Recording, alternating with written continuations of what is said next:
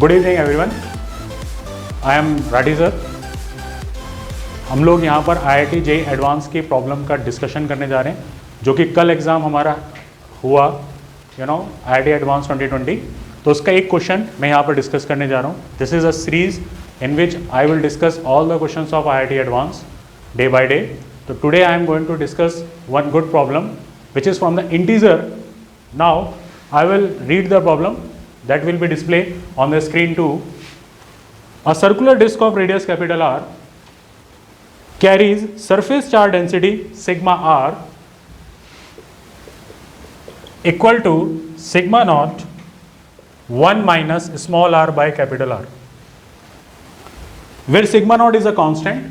इसने ये बताया है क्वेश्चन में कि सिग्मा नॉट आपका एक कांस्टेंट है। फिर वो कह रहा है small r is the distance from the centre of the disc. यानी मेरे पास एक डिस्क है, क्वेश्चन में उसने ऐसा बताया कि मेरे पास एक डिस्क है जिसकी रेडियस कैपिटल आर है, और इस डिस्क में सरफेस चार्ज डेंसिटी जो है वो वेरी कर रही है। अभी कैसे वेरी कर रही है उसको थोड़ा डिटेल में समझेंगे, पर फिलहाल अभी मैं क्वेश्चन रीड कर रहा हूं तो उसको हम लोग देखते हैं। Where sigma naught is a constant and small r is the distance from the centre of the disc. यहां पर ये जो स्मॉल आर आपको बताया गया है, this is the distance from the centre of the disc. तो फर्स्ट ऑफ ऑल तो ये इंपॉर्टेंट हो जाता है कि ये आपको स्मॉल आर कहां से कंसीडर करना है। देन उसके बाद कह रहा है electric flux through the large spherical surface then encloses the charge disc completely is phi naught. तो आपके पास एक स्फेरिकल सरफेस है जो कि एनक्लोज कर रही है इस चार्ज डिस्क को, और उससे जो फ्लक्स आ रहा है वो फाई नॉट गिवन किया आपको। एंड फिर कह रहा है electric flux through another spherical surface of radius r/4 and concentric with the disc is 5। तो उसने क्वेश्चन में कहा कि उससे जो फ्लक्स है, एक और स्फेरिकल सरफेस है जो कि एनक्लोज कर रही है इस डिस्क को, मगर उसकी जो रेडियस है वो r/4 है, उससे जो फ्लक्स है वो 5 है। Then the ratio phi naught by 5। तो आपसे डिमांड किया है फाई नॉट बाय 5 पूछा गया। तो ये पूरा का पूरा क्वेश्चन था। अब हम लोग इसको अप्रोच करने से पहले सोचेंगे कि हम लोग इसमें से एक्सट्रैक्ट क्या करें, प्रॉब्लम को किस तरह से एक्सट्रैक्ट करें, कैसे प्रोसीड करें ताकि हमारा जो सॉल्यूशन आए वो एप्ट एंड एप्रोप्रिएट आए और उसको हम लोग एक बार में सिंगल स्लॉट में सही कर सकें। तो फर्स्ट ऑफ ऑल मुझे ये समझना है कि ये प्रॉब्लम क्या है। बेसिकली प्रॉब्लम ये है कि अगर मैं इसमें एक्सट्रैक्ट करना चाहूं तो मेरे से पूछा what is the ratio of flux. तो क्वेश्चन बहुत सिंपल हो जाता अगर सिंपली ये कह देता कि this is a spherical surface, this is a spherical surface, as we know flux from the close surface is equal to charge enclosed by epsilon naught. जैसा हम सबको मालूम है कि जो फ्लक्स होता है किसी भी स्फेरिकल सरफेस से हो या कोई भी क्लोज सरफेस से हो, that will be equal to उस क्लोज सरफेस ने कितना चार्ज एनक्लोज किया है divide by the epsilon naught. तो ये प्रॉब्लम में अगर हम देखें, अगर मेरे पास सिंपली क्वेश्चन में ये गिवन होता कि एक स्फेरिकल सरफेस है जिसने चार्ज Q एनक्लोज कर रखा है, then I can easily solve the answer which is equal to Q by epsilon naught. तो मैं इजीली कह देता था flux will be equal to Q by epsilon naught. But यहां पर क्या प्रॉब्लम है, यहां पे फर्स्ट ऑफ ऑल प्रॉब्लम ये है कि ये जो डिस्क है इसमें यूनिफॉर्म डिस्ट्रीब्यूशन ऑफ चार्ज नहीं हो रखा। In this disk there is a no uniform distribution of charge। कैसे हम लोग को पता चला? क्योंकि जो मेरे पास चार्ज डेंसिटी दे रखी है that is a function of r where r is taken from the center। अब अगर मैं यहां से इसको थोड़ा सा आपको फील कराऊं तो इस प्रॉब्लम में क्या हो रहा है, इस चार्ज डेंसिटी से मैं क्या ऑब्जर्व कर पा रहा हूं, मैं ये ऑब्जर्व कर पा रहा हूं कि when small r is equal to 0, when small r is equal to 0, क्योंकि यहां पर ये बोला गया कि distance is measure from the small r from the centre. जब स्मॉल आर इक्वल टू 0 है तो जो आपके पास सिग्मा है that will be equal to sigma naught हो जाएगा। फिर जैसे जैसे आप सेंटर से दूर जाएंगे ना, ये आपका सेंटर हो गया, जैसे जैसे आप सेंटर से दूर जाएंगे तो डेफिनेट है आपका स्मॉल आर इंक्रीज करेगा। जैसे जैसे आपका स्मॉल आर इंक्रीज करेगा तो डेफिनेट है this factor r by r will increase।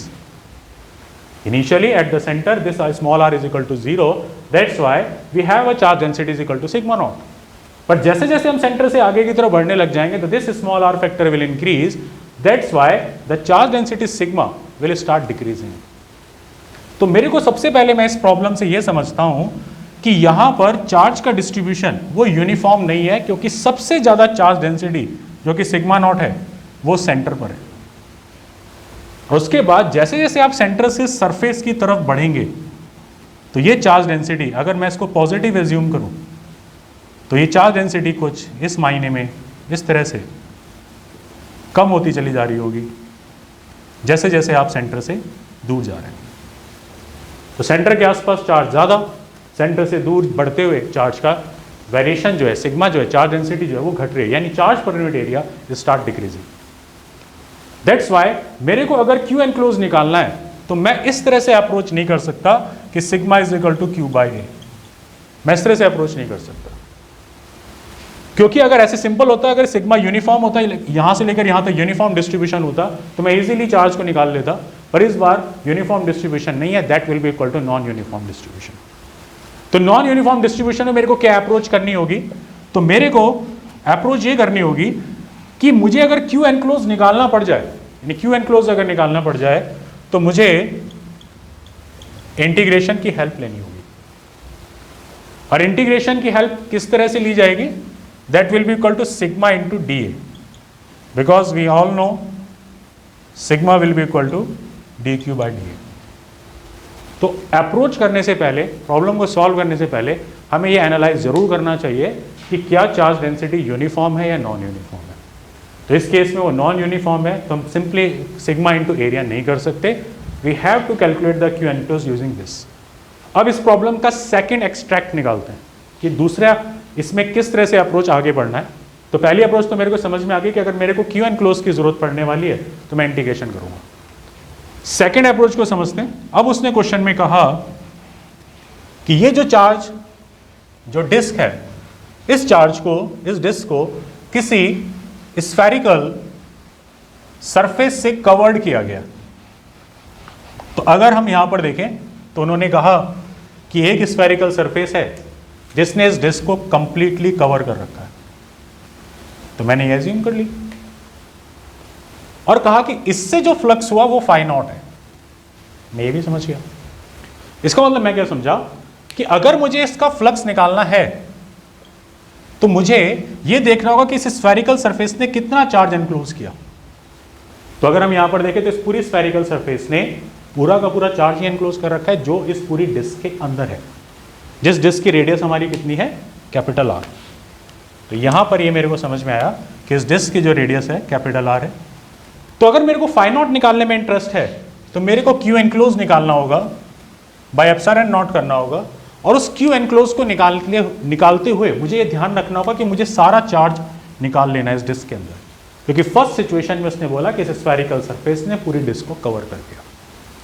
In second case उसने बोला कि आपके पास एक और स्फेरिकल सरफेस है जो इस डिस्क को कवर कर रही है, बट वो स्फेरिकल सरफेस सिर्फ r/4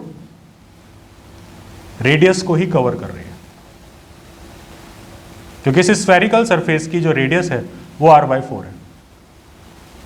तो मेरे को समझ में आया कि अगर हम यहां पर देखें तो सेकंड केस में अगर मेरे को फाई निकालना है तो मुझे जो क्यू एनक्लोज निकालना होगा वो सिर्फ उतना ही चार्ज निकालना है जो r/4 के अंदर है. तो मैं क्या करूंगा, यहां पे जो क्यू एनक्लोज निकालूंगा वो charge up to r/4 radius तक निकालूंगा फॉर फाई, और ये क्यू बाय ये फाई बाय एप्सिलॉन नॉट हो जाएगा.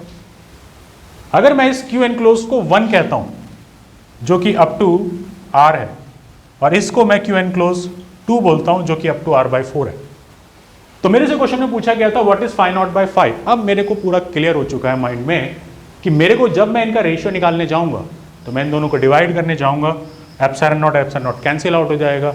तो simply the flux ratio is the ratio of charges. यहां तक मैंने प्रॉब्लम को अभी तक सॉल्व नहीं किया, बस उसका विजुअलाइजेशन लिया कि हम प्रॉब्लम को कैसे सॉल्व करेंगे. अगर आपको ये क्लियर हो जाता है तो अब आपके लिए प्रॉब्लम अप्रोच करना आसान हो जाता है। तो अब मैं प्रॉब्लम का अप्रोच करता हूं। तो मेरे को समझ में आ गया कि phi naught by phi is nothing but that is q enclose by 1 divide by q enclose by 2। अब अगर मुझे क्यू एनक्लोज निकालना है तो थोड़ी देर पहले मैंने सीखा था, क्योंकि मेरे पास जो सिग्मा है वो वेरिएबल है, sigma naught 1 minus small r by capital R, ये फंक्शन हमको गिवन है। तो अगर हम यहां पर देखें तो अगर मैं क्यू एनक्लोज्ड 1 की बात करता हूं तो मैं इंटीग्रेशन करूंगा sigma into d A from 0 to R. और अगर मैं क्यू एनक्लोज 2 की बात करता हूं तो मैं इंटीग्रेशन करूंगा 0 to R by 4 into sigma d A. अब डी ए क्या होता है?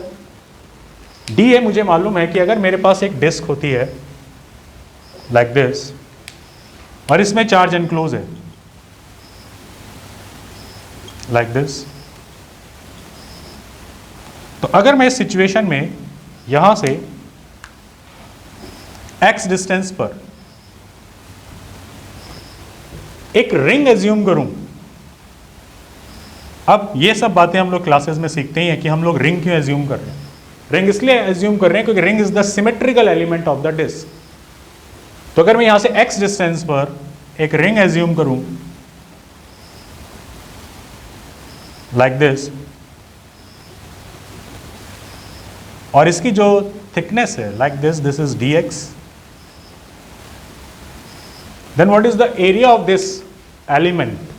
The area of this element is 2 pi x dx। तो मेरे को ये भी समझ में आ गया कि अगर मैं x डिस्टेंस पर कोई भी रिंग एज्यूम करूंगा that is equal to 2 pi x dx। अब यहां पर x लेना सही नहीं होगा, क्यों? क्योंकि हमारे पास जो वेरिएबल उन्होंने बताया वो स्मॉल r बताया है। That's why I am taking small r and this is a small r and then this become dr like this. This is your dr। तो ये छोटे से एलिमेंट का एरिया हो गया। तो इस छोटे से एलिमेंट ने कुछ चार्ज एनक्लोज कर लिया। वो कितना किया? जो इसकी डेंसिटी है इस पूरे वेरिएशन पे इनटू एरिया। तो now what I am going to do, I am going to solve this problem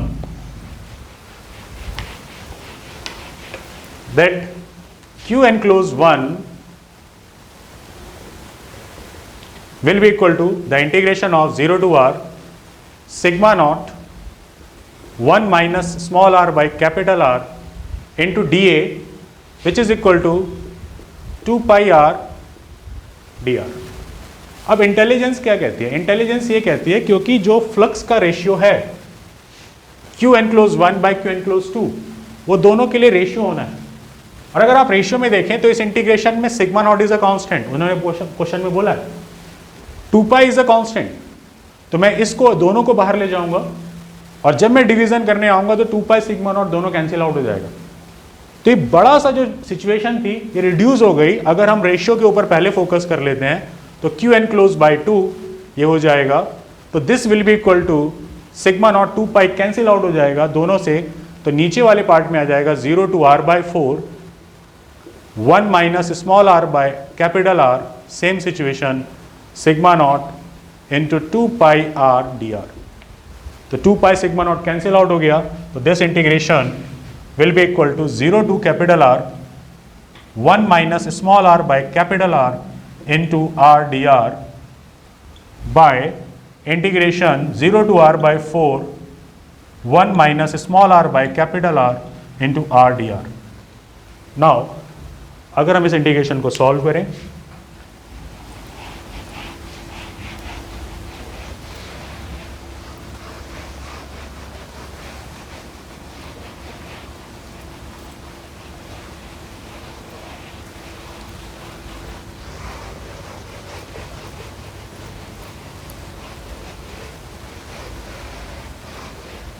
तो नाउ अगर हम इन दोनों को सॉल्व करते हैं तो that is phi naught by phi which is equal to Q enclosed 1 by Q enclosed 2 will be equal to, integration करते हैं 0 टू r, r अंदर मल्टीप्लाई करते हैं r minus r square by capital R into dr divide by 0 to r by 4 r minus r square by capital R into dr.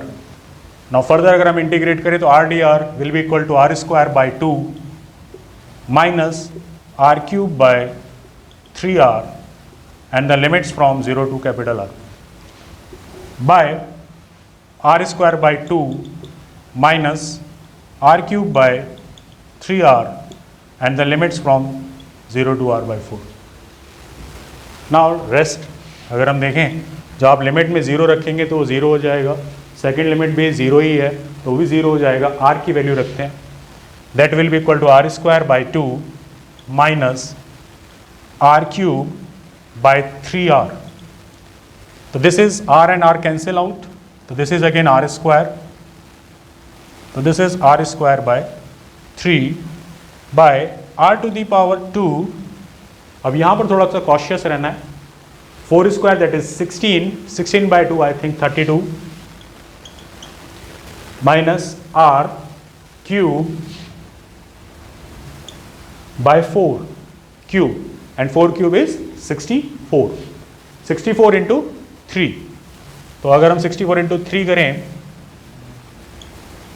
And into r, तो this r and again this will be equal to r square. तो अगर आप देखें तो I think 192. Again r square will be cancel out, so this will be equal to 3 minus 2. अगर आप side देखें तो 3 minus 2 which is equal to 1 by 6 divide by 192 minus 32. तो I think that will be equal to 160 by 32 into 192. मैं calculation को थोड़ा simplify नहीं करूँगा, ये आप लोग कर सकते हैं. तो this is 32 into 192 divide by 6 into 160. Then rest is your part. जब आप इसको सॉल्व करेंगे तो you get the values. Solve it, you get 6.4. So this will be the answer for the first question which I taken from the JEE Advanced. I hope ये आपको clear हुआ हो, आपको समझ में आया हो कि कैसे हम प्रॉब्लम को अप्रोच करें जब हमारे पास वेरिएबल डेंसिटी के कॉन्सेप्ट्स हों. Okay, thank you very much. Thank you so much.